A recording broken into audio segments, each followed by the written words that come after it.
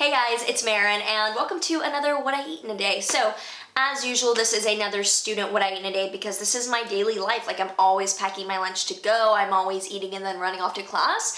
So, this morning I just worked out. I haven't eaten anything yet, but I took my supplements. I do want to be open about the supplements I take because everyone should be supplementing with these, in my opinion, after, lots of medical research and being highly aware of, like, general nutrition. I do take B12 spray, as everyone should be, because we don't eat dirt. Literally don't listen to anyone, especially vegans, who tell you you don't need B12. Basically I use a B12 spray. I recently got blood work done. I got like a full workup. My B12 is really high, so I take it every other day now, so I can cut that in half. Like, literally my B12 will solve a lot of the weird energy issues I was having that needs to be cut in half. I also take vitamin D3 because my D3 was actually like not even on the charts. Like, it was so ridiculously low, which also makes sense with some of the weird things going on with me. So now that I'm taking it, I actually feel incredible, and it's solving just immediately weird energy issues I was having.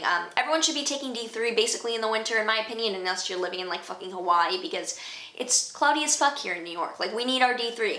And then I also take omega-3 because, like, that's just another necessary. Like, I take an omega-3 supplement. Also, I don't take a supplement for it, but do make sure you're getting enough iodine, because if you're like me and you're a whole foods plant-based vegan, you're not eating a lot of iodized salt, if any, and that's the main source of iodine for people. So get in your sea veggies. Alrighty, I'm gonna get off to making breakfast. I'm gonna just have a non-dairy yogurt bowl, and I will show you as I'm making it.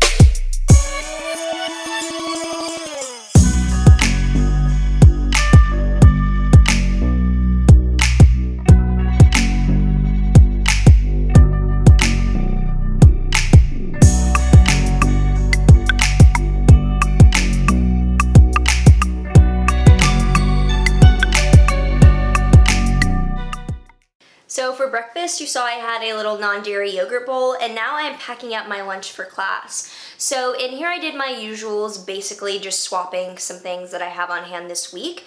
For greens, I have a mixture of baby kale and romaine lettuce, and they're tossed in a maple tahini dill vinaigrette, or not vinaigrette, maple tahini dill dressing that I just mixed up beforehand.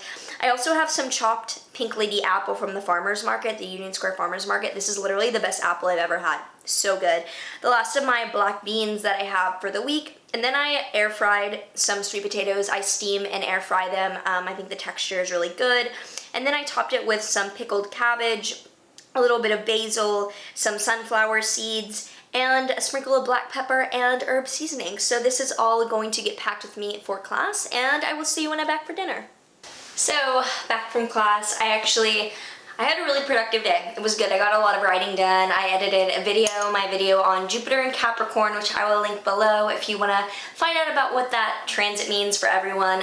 And then on the way back from class, I stopped by my witchcraft shop, which is like down the street for me. I live by like the awesomest shops, and my favorite home like witchcraft shop places right there. And since there's a new moon tomorrow, I got a candle to carve because I do new moon magic on every new moon, and since it's tomorrow morning, I'll be doing everything tonight. I also got my calendar for next year. I always get an astrology calendar, but this year I got a tarot one because I'm exploring tarot more. Like, astrology, I don't want to say I have it down because it's an endless study, but I'm very fluent in astrology and very adept at it. And tarot is I've been doing it for a few years, but it's still something that is not as much my home ground, I guess you could say. And I got some other things too, like other candles, smaller candles that are less big ritual, and some incense and things. If anyone ever wants to know about my rituals and like how I practice magic, like, let me know if you're interested in that, or if you just are here for the vegan food, because I'd be down to share my magic shit. So First, I'm gonna be making some of my pumpkin chocolate chip cookies, which I know I make in like literally every video, but I always have pumpkin on hand and I always have chocolate chips, so they're my favorite. Like, they just turn out so well. And this time, actually, I'm going to switch up the recipe. I have some cassava flour, so I'm gonna do half cassava flour, half like oats. I'm not gonna make oat flour. I'm gonna make these more like oatmeal cookies, so I'll do half cassava flour, half just whole rolled oats. And then while those are cooking or baking, I'll also start my dinner. So I'm going to make some wild rice in my rice, or my Instant Pot, not my rice cooker, my Instant Pot. I'll be making some wild rice, and after that's done, I'll make the rest of my dinner. So I'll link the recipe down below for my pumpkin chocolate chip cookies, and I will show you as those are being made.